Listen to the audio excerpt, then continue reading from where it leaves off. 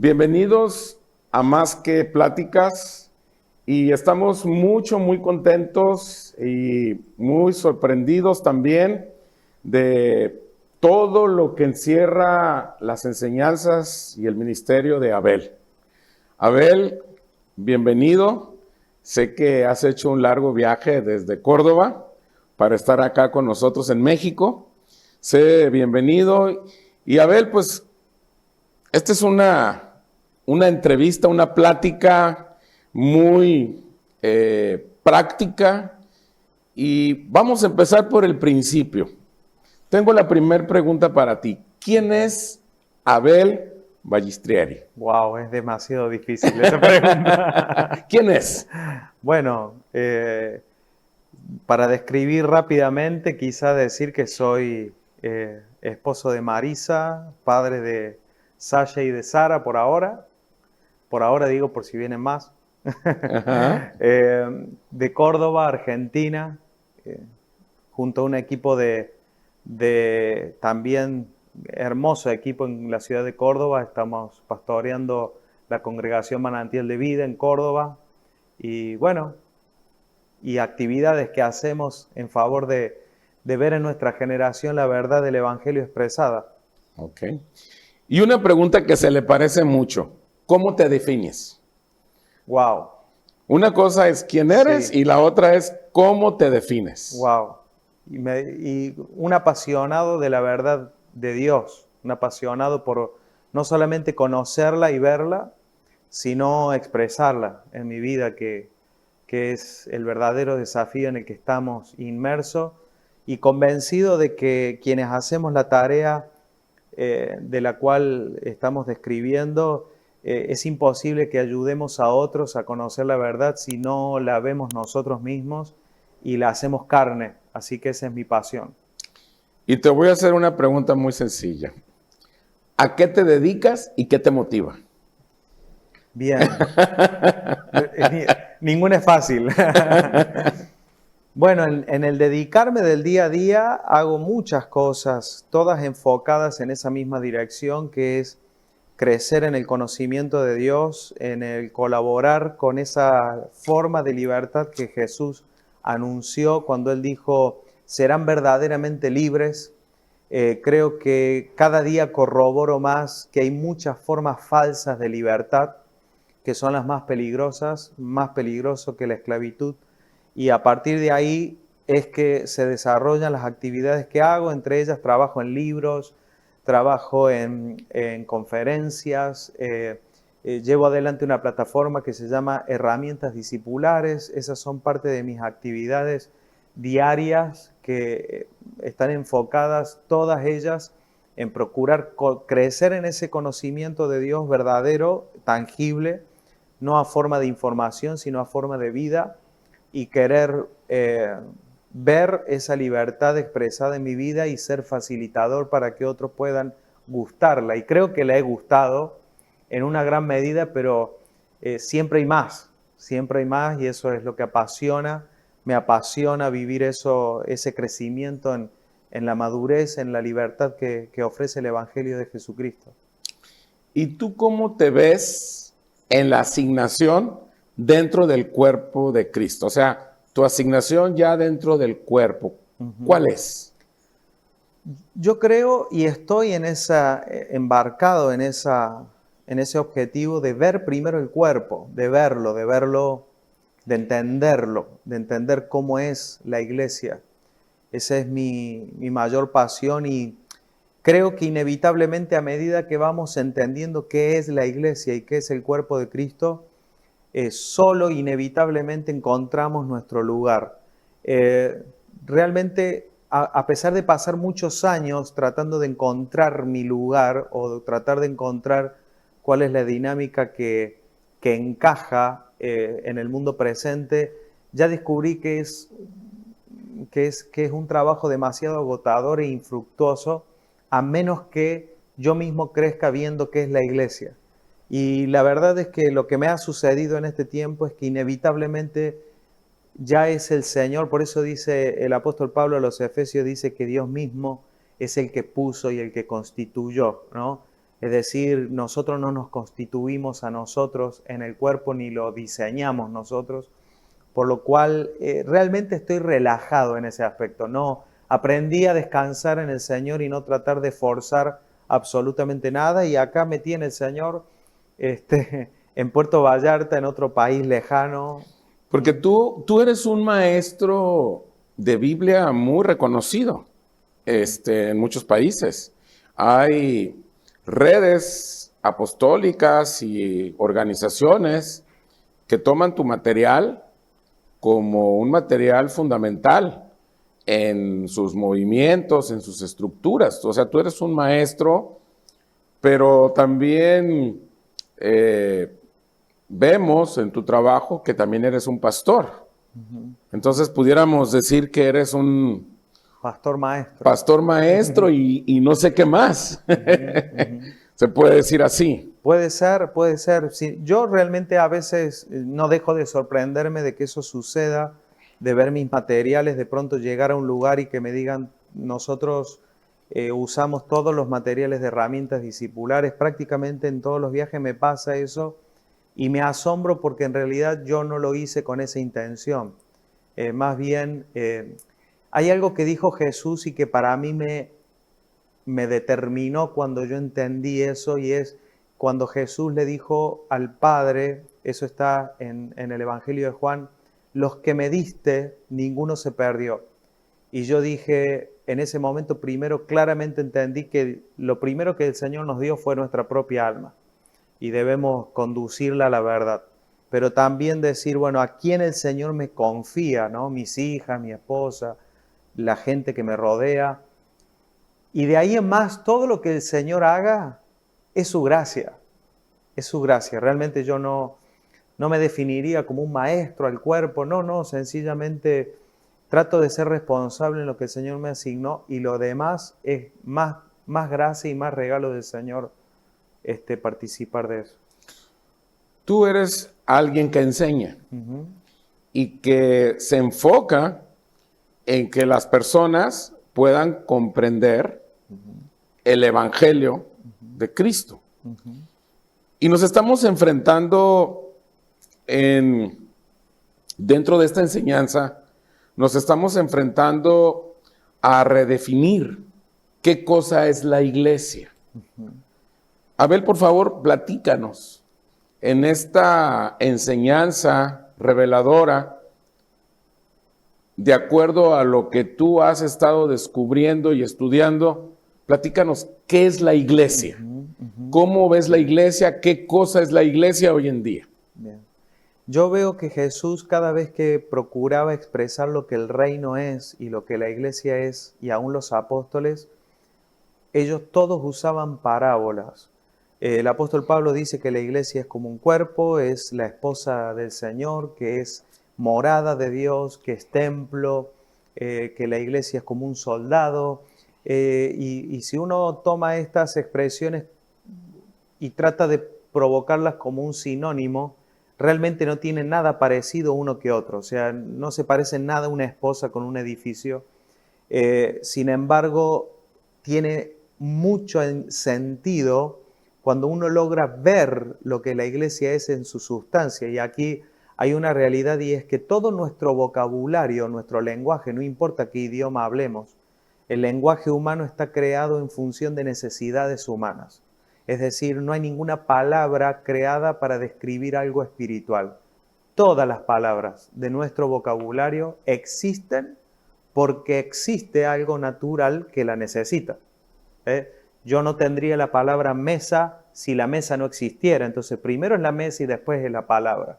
Con lo cual, si yo entiendo esa limitación de que no existen palabras para describir cosas que son de calidad espiritual y eterna, a partir de ahí me sirve el vocabulario. Me sirve, mientras yo no quiera traer a mi vocabulario lo que es real.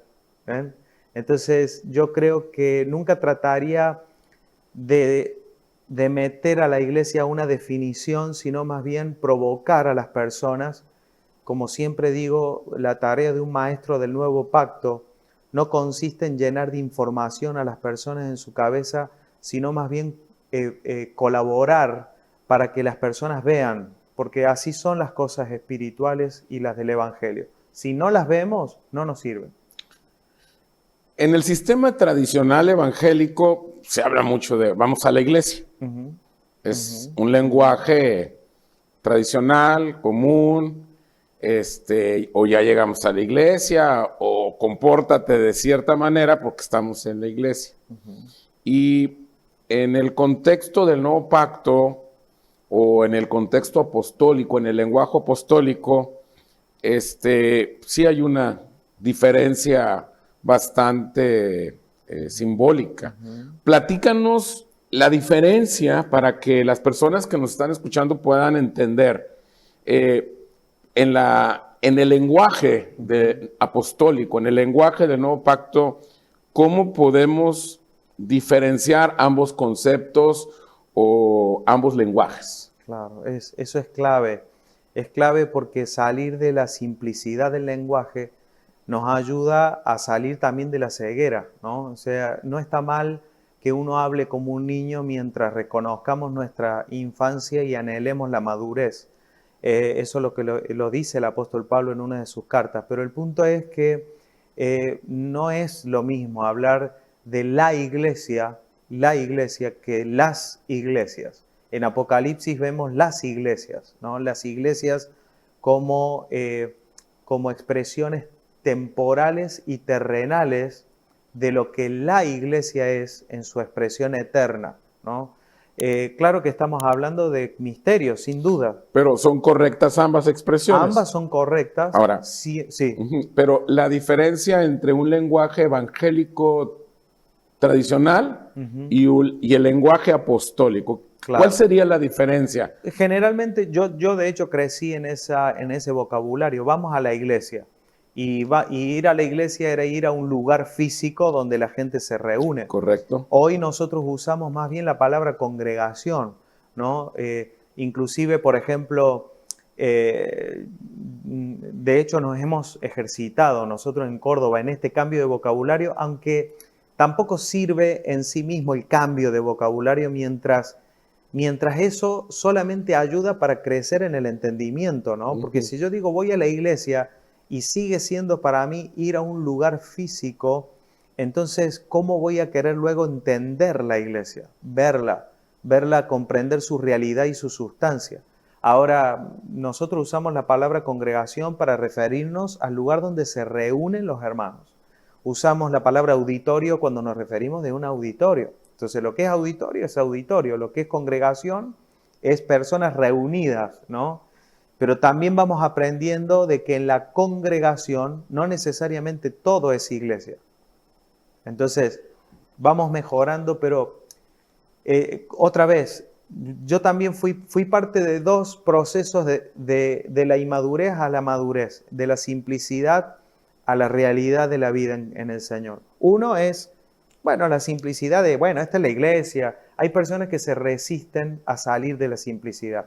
Al final, tanto lío de congregación, de iglesia, de las iglesias, de lo que es la iglesia. Bien, si una persona no quiere la madurez, entonces no tiene por qué preocuparse por identificar. Ahora, si yo quiero salir de la ceguera y ver la iglesia, mínimamente tengo que estar dispuesto a dejar atrás los vocabularios de niños. Es decir, si yo estoy hablando con alguien en mi casa y le digo, me duele la panza. Ah, tómate algo, ¿qué comiste? Ahora, si voy al médico y le digo, me duele la panza, así decimos en Argentina, ¿no? No sé si acá se usa esa expresión, pero el médico me va a decir, ¿dónde le duele? Bueno, es acá.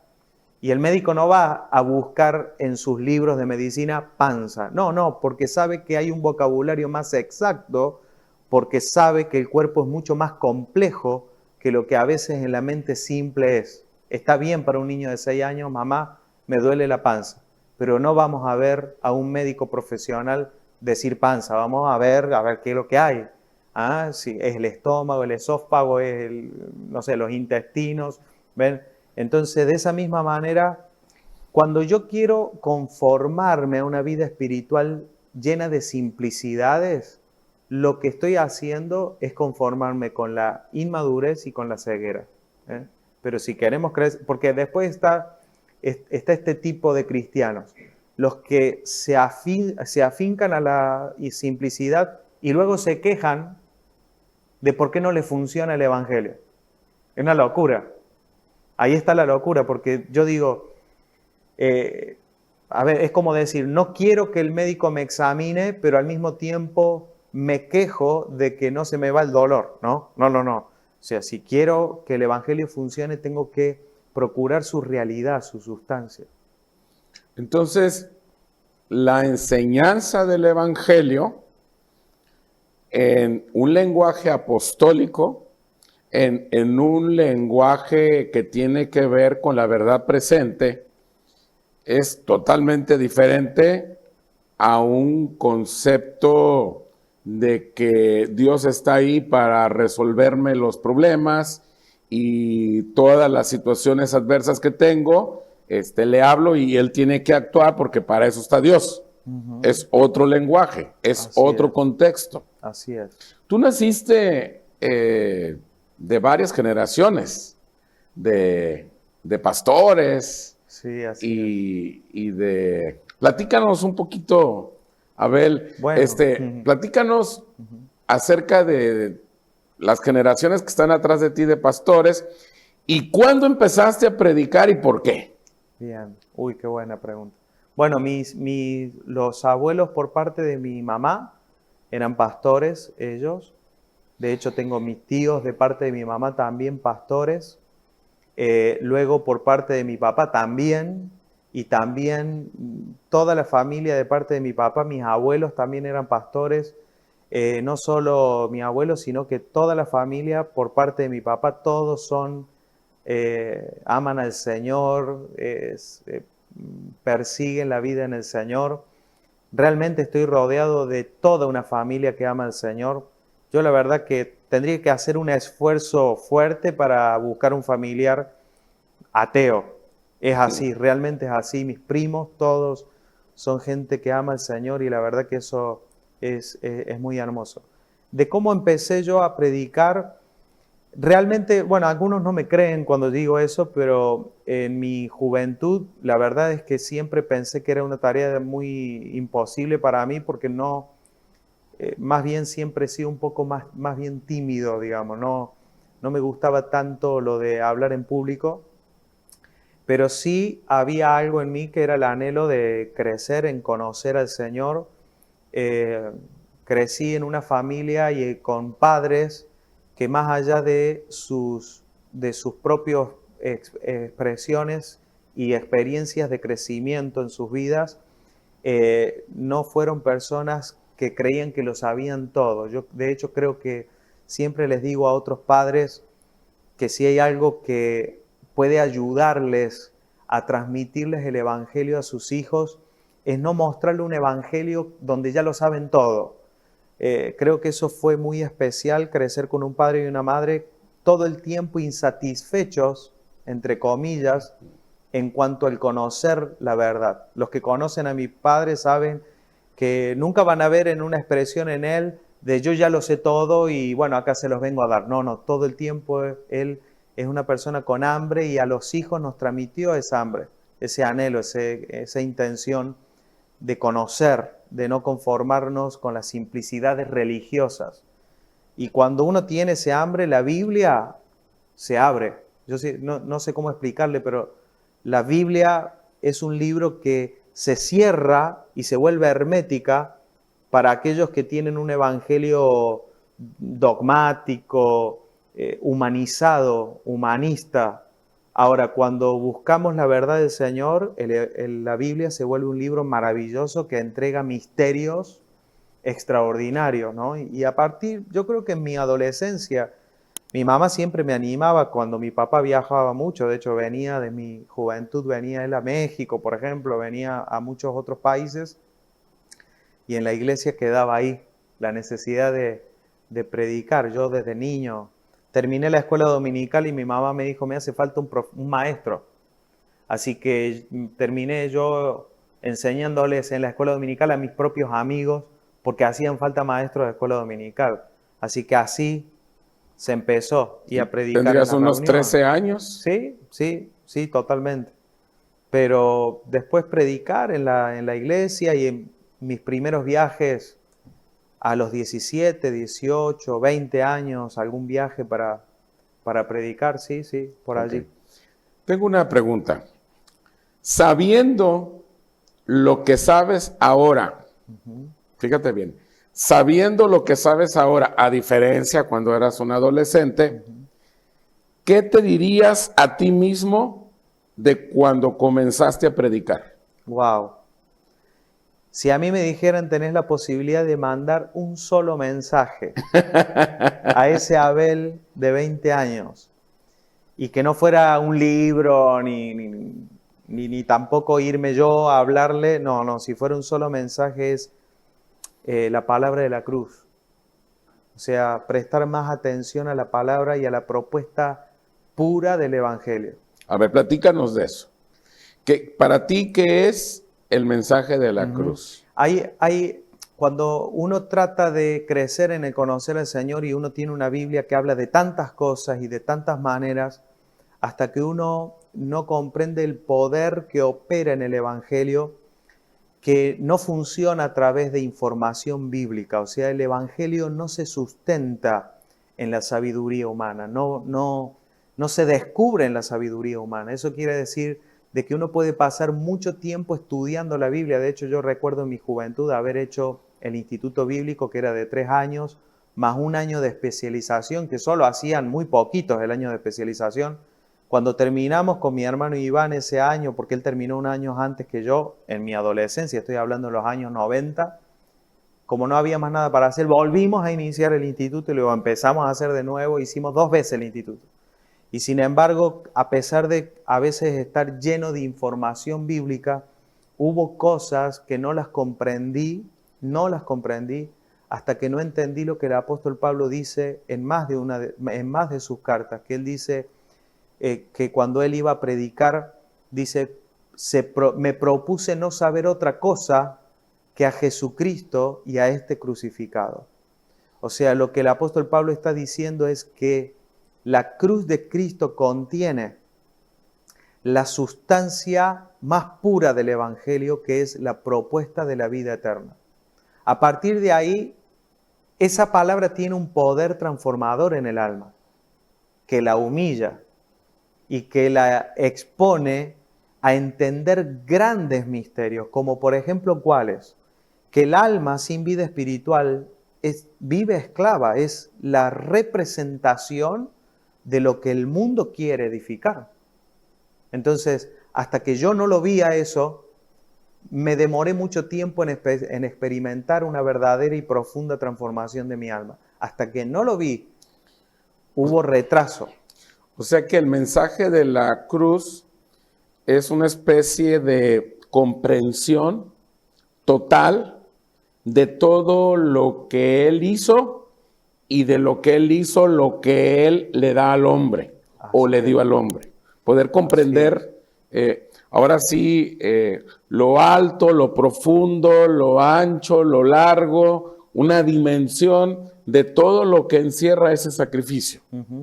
Porque si no es así, lo que termina sucediendo es que los dogmas cristianos, los que yo conozco son los cristianos evangélicos, me muevo dentro de muchos, de diferentes, inclusive denominaciones evangélicas. Yo he predicado en muchas denominaciones evangélicas y en diferentes iglesias. Conozco muy bien la línea de la cual yo vengo y he descubierto que los dogmas evangélicos se vuelven en una combinación entre cosas espirituales, pero también cosas humanas, humanismos. ¿Qué son los humanismos? Es cómo adapto lo de Dios a mi necesidad, a mi circunstancia, a mis deseos, a mis expectativas, ¿no? A mis problemas personales. Entonces, cuando se empieza a mezclar, termina lo humano por sobreponerse a lo espiritual y a lo eterno se lo come. Entonces, lo eterno pasa a ser abstracto. Lo que es espiritual pasa a ser un concepto abstracto. Bueno, tengo vida eterna. en el mejor de los casos, las personas interpretan la vida eterna como algo que voy a disfrutar cuando me muera. Oye, Abel, una pregunta. Eso humano, de lo que tú estás hablando, ¿tendrá que ver en poco o en mucho con la mezcla que se hace en la iglesia evangélica entre el nuevo pacto y el antiguo pacto? ¿O ese humanismo al que tú te refieres es un humanismo independiente de todas las liturgias del antiguo pacto, o está relacionado, mezclado, y así es como nos llega? ¿Cómo lo percibes tú? Sí, yo sin duda creo que al alma le gusta lo del antiguo pacto porque al alma le gusta mantener el control.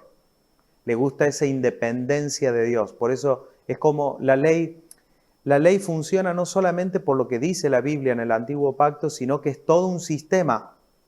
Aún las personas que no conocen la Biblia están sujetos a la ley de alguna manera porque están sujetos a un sistema. Ahora, cuando las personas van a la Biblia y no comprenden la forma del Espíritu, no se les revela el Evangelio en su forma pura y clara, la ley se vuelve atractiva. Se vuelve atractiva porque de alguna manera me deja controlar a Dios. Me permite y alimenta, que es lo que el apóstol Pablo explica. Esto lo explica en su carta a los Romanos el apóstol Pablo muy claramente. Cómo la ley viene y alimenta la justicia humana. Y eso al alma le encanta. Le encanta porque si hay algo que le gusta hacer al alma es condenarse a sí misma. Entonces, gusta de la ley y la come, aunque sabe que la ley te mata, pero no importa, la va a comer igual, ¿no? De la misma manera que el hombre come tantas cosas que le hacen daño, lo mismo hace la religión. Ahora, la ley me mantiene a mí en control. En cambio, la gracia, lo primero que me dice es no puedes. Y la gracia, de hecho, la gracia de Dios, en vez de bajar los estándares de la ley para que yo pueda cumplirla, en realidad los eleva más. Entonces me deja más perdido, si se quiere. La gracia de Dios me deja perdido.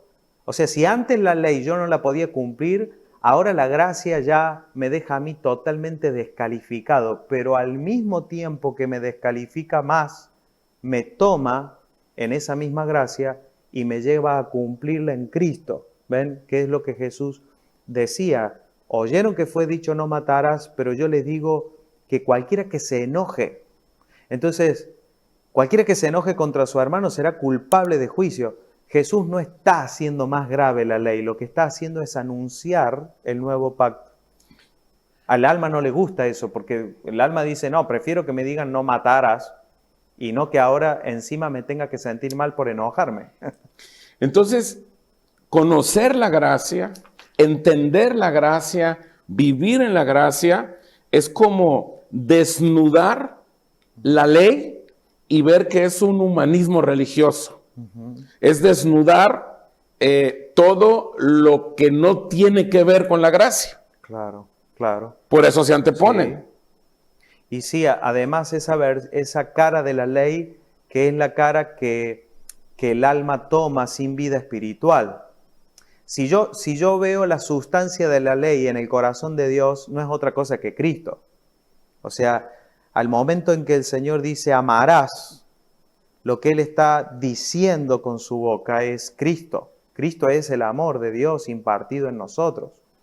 Y en el momento en que dice amarás al Señor tu Dios, pero luego me dice, fíjense, la ley anuncia la gracia. Porque si me dice amarás al Señor tu Dios y después me dice no tendrás dioses ajenos, hay una redundancia. ¿Por qué una redundancia? ¿Por qué me tiene que decir que no tenga dioses ajenos si ya me dijo que lo ame con todo mi corazón? Lo que está haciendo la ley es anunciar que no es ese el mecanismo por el cual llegaríamos a cumplirla, sino es por la vida y la naturaleza de Cristo en nosotros. Ahora, ¿qué hace el alma? Se aferra, le gusta guardar los ritos, o sea, en vez de disfrutar la sustancia del reposo de Dios, prefiero guardar el sábado. Prefiero el rito, la fiesta, ponerme una bandera, ponerme un crucifijo, hacer un rito judío. Por eso el apóstol Pablo se enoja con los Gálatas, por ejemplo, que se estaban aferrando a los ritos judíos. Y no es que esté mal el antiguo pacto y bien el nuevo, no. Al apóstol Pablo le preocupaba una sola cosa le preocupaba al apóstol Pablo, que es que la iglesia no alcanzara la madurez. Es lo único que a él le importaba.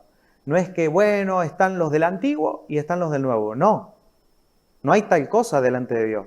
Delante de Dios hay un solo pacto. El único asunto que se define detrás de esto es, ¿vamos a alcanzar la madurez o no? Ahora, si yo quiero llegar, por ejemplo, a México, digo, me voy a México, voy a Puerto Vallarta, tengo toda la intención, tengo todo el deseo, tengo la invitación para estar acá, pero salgo en bicicleta, bueno, vamos a ver si llega. Es así.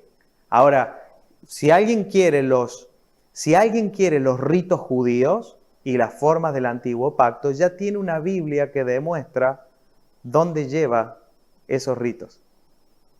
¿Tiene? Una persona me preguntó hace 2 días, ¿me podría explicar qué pasaron en los 400 años de silencio? Bueno, si tienes 400 años para que Dios se calle y después te vuelva a hablar, entonces sí, dedíquese a todo lo que se dedicó el pueblo de Israel. Tómese todo el tiempo para sus formas, para tratar de cumplir la ley, para tratar de domar un alma sin vida espiritual. Ahora, si queremos ver en nuestros días la iglesia expresada, no hay otra forma que las formas de la gracia. Pues estamos con Abel Ballisteri. Un placer tenerte. Tenemos más programas y pues hay muchas cosas que platicar. Y un último pensamiento de unos 30 segundos para las personas que nos están escuchando. A ver. No, agradecido a Dios por poder llegar a ustedes, apasionado de ser parte de esta generación. Y si alguien se ha quedado hasta el final de este video viéndolo, obviamente acompáñenos con un me gusta, un comentario en las redes sociales que siempre hacen que esto llegue a alguien más, quizás. Y también agradecer al Señor por sus vidas, porque eso significa que hay muchos a los que el Espíritu Santo está provocando a crecer en esta verdad y a madurar y a entregarle a Dios el fruto que Él espera de nosotros. Muchas gracias, seguimos en contacto, hasta la próxima.